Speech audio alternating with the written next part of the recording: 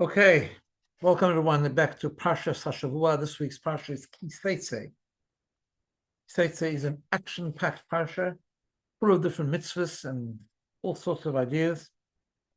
And of course, as we've been doing the last couple of weeks, we need to find a connection between Parsha Ki Seitzei and Elul and our whole preparation for Rosh Hashanah and so on, which of course there is. I want to do two things. I want to share with you two short ideas in the first pasuk, and then go into a little bit of depth in one of the mitzvahs in the parsha. So the first pasuk of the parsha is talking about when Jews go out to war, and it deals with the mitzvah of Yifas Torah, which is what happens if a soldier on the battlefield meets a non-Jewish woman. And according to Rashi, this is a concession that Hashem gives to the weakness of the human being, which could happen. These things could happen on the battlefield, and what he has to do with her, and what halachas need to be followed if he wants to, and if he wants to eventually marry her. But the pasuk says the following. The pasuk says, and we're not going to deal with that mitzvah now, but we're going to deal with the wording of the pasuk. And the pasuk says, "Ki seitzei la milchama al oivecha." If you go out to war, al oivecha, upon your enemies. Veshavisa shivyoi. Sorry, unasane Hashem lakecha b'yadecha. Hashem will give the enemy into your hands. Veshavisa shivyoi, and you will capture their captured ones. So the Kli Yakar, the famous commentary in the Parsha, the Kli Yakar, asks a whole bunch of questions on the wording of this pasuk. He says, first of all, why Ki Seitzei? You go out. What do you mean you go out? I mean, we use the expression go out to war, but what does that mean? It should say Ki Seilech, when you go to war. Or Ki Silcham, when you fight. Why do we have this idea? Seitzei, you go out, La Milchama, to a war. It should say Lilchaim, you go out to war, to fight. Lilchaim means to fight. He also asks, what does it mean, Al Oivecha? You go to war on your enemies. It should say Keneged Oivecha, against your enemies. Al means on top of. And then, of course, we need to know what does Veshavisa Shivyo mean? You'll capture the captured ones. It seems a little bit strange. It should just say Veshavisa Shevi, you'll capture a captive. Why his captive ones or their captive ones? So the Kli Yakar says the pasuk means something completely different, and it's sending a very strong message. That he's sending a message to Kal Yisrael that when we go out to war, one of the most important things is that internally we should not have machlokes. Internally we should not be divided and non-united and fighting with each other. Because he says, V'zeh davar barur, he said this is a clear thing, that if we don't have peace between the fighters, we are prone to be defeated. It's very, very sharp. As happened in the second Beis Hamikdash. That's why it says, Ki Yetzia, when you go out. When you go out, he says, the first thing you need to do is you have to go out from the internal war that's happening in the city. In other words, only when you go out should be La Milchama.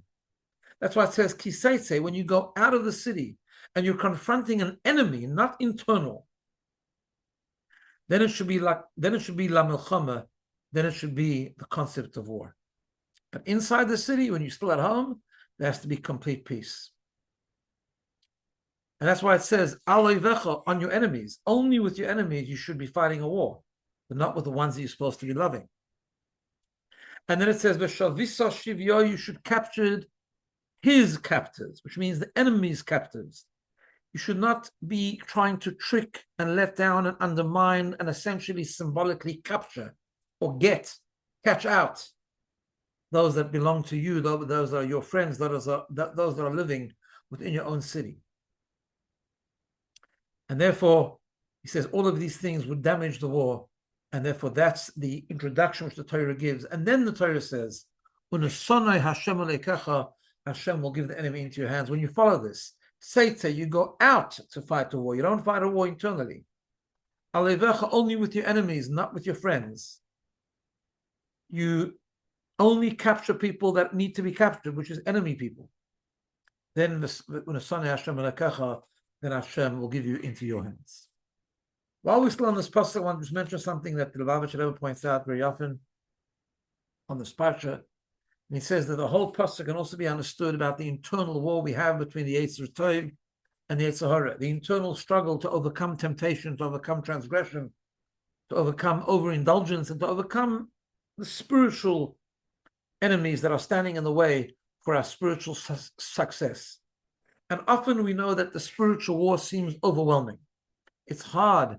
It's hard not to be affected by the surroundings. It's hard to overcome temptation. It's hard to be really doing well in ben adam lachaver, between man and man, not to get angry, not to take revenge, not to hate. It's hard to keep some of the mitzvahs, like kashrus when it's difficult, Shabbos when it's seems to be a contradiction with parnasa. All of these things seem difficult. Says the Torah, Ki Seitzei al-Milchama, when you encounter this war, the only way it will work is al oivecha. Al oivecha means you're on top of your enemies before you start the war.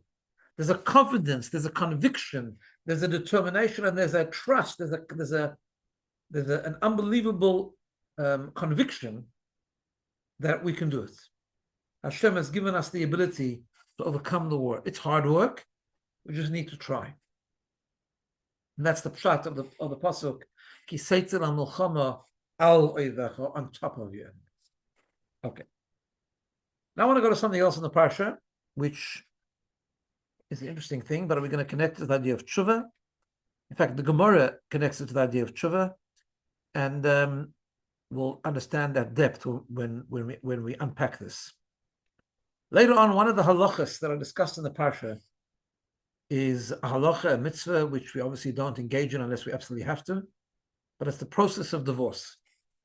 And the Torah says that if someone marries a woman and they want to split up, they want to get divorced, there's a whole seder. He has to give her a say for Christus, he has to give her a get. So all kinds of halachas has to be written and so on. Then the Torah says, v'yotza v'hoisa. Then she leaves her husband and then she marries another man, which is all good and all fine. And that second man, that second husband, either dies or divorces her. And now for some reason, she and her old husband want to get back together and he wants to marry his ex-wife, essentially. Says that now that is something which is allowed al pi Torah. A person who divorces his wife can remarry her. And has a name. In fact, it's considered a mitzvah. It's called Machzir Grushosei. But if in the interim she got married to a different person, in other words, that's all if she hasn't yet got married again. But if she married another husband and that husband then divorced her or died, then she cannot marry her original husband. She cannot go back to her original husband. The first husband may not marry her. That's the halacha in the Torah. It's in this week's parsha. Now we know that the whole idea of marriage is also a spiritual thing. It represents the marriage between Hashem and the Jewish people, and so on. So the Gemara says a fascinating thing, which we need to understand and unpack with regard to Teshuva. Again, going back to the Shalach HaKadosh that we said last 2 weeks, that anything that's in the parsha is connected to the time. So Ki Seitzei is always read in Elul, and therefore always must be connected to the idea of Teshuva. And there's so many connections in this parsha. But here is one. The Gemara says, Gedoyla Teshuva. Teshuva is the most powerful idea, most powerful thing. Teshuva is so great, says the Gemara, that it pushes away, it overrides a mitzvah in the Torah. It overrides a negative commandment in the Torah. What's that negative commandment? So it goes like this. We have a principle that Hashem keeps his own mitzvahs.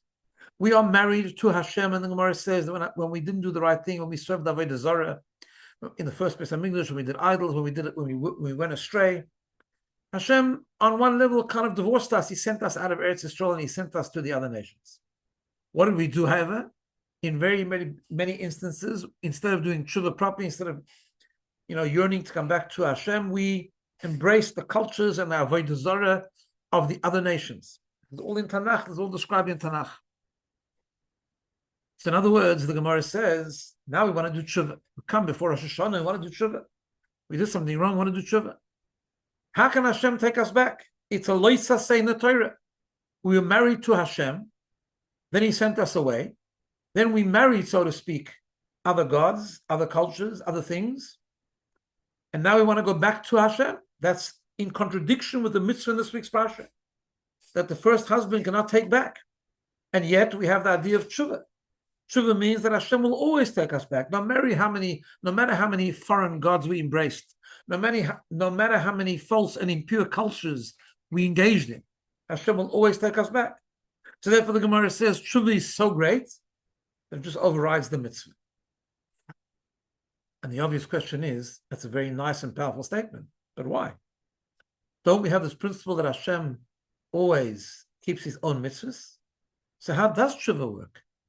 Maybe there shouldn't be Teshuva. Maybe once we break the covenant, we detach from Hashem, chas v'sholem, maybe it's too late. We shouldn't be able to go back. How come that Hashem is prepared to transgress this aveira, so to speak, this negative commandment, in order to take us back?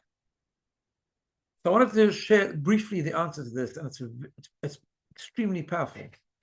And it demonstrates the whole idea of Teshuva and ties into the whole process of Elul, Rosh Hashanah, and Yom Kippur. The depth of Teshuva is not just that we say sorry for what we've done, but Teshuva, the real Teshuva, is that it has to come from a very deep place in our neshama. It comes from a place that never sinned.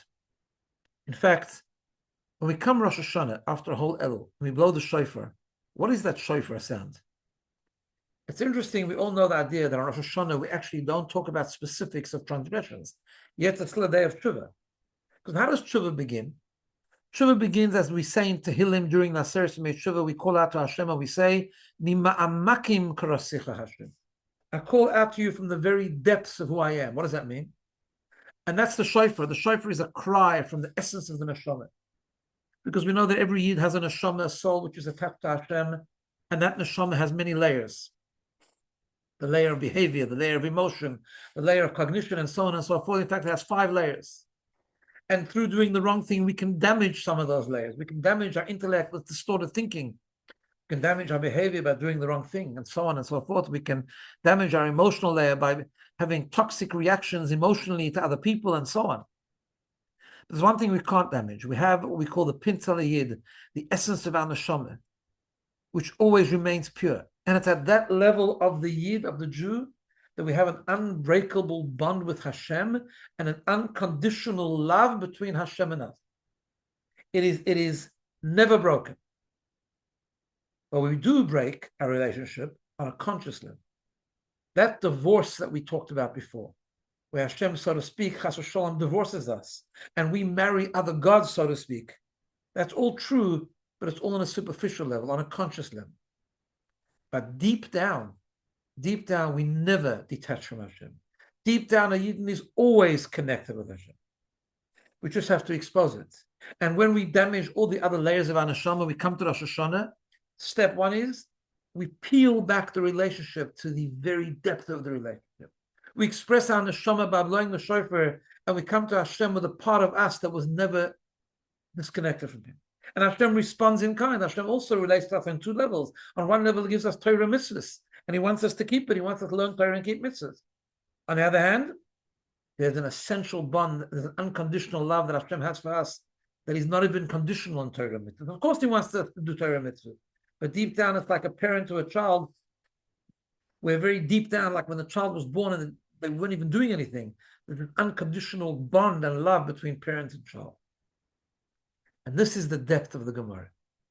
The Gemara doesn't mean that Hashem is going to break His mitzvahs. No. Hashem keeps His mitzvahs.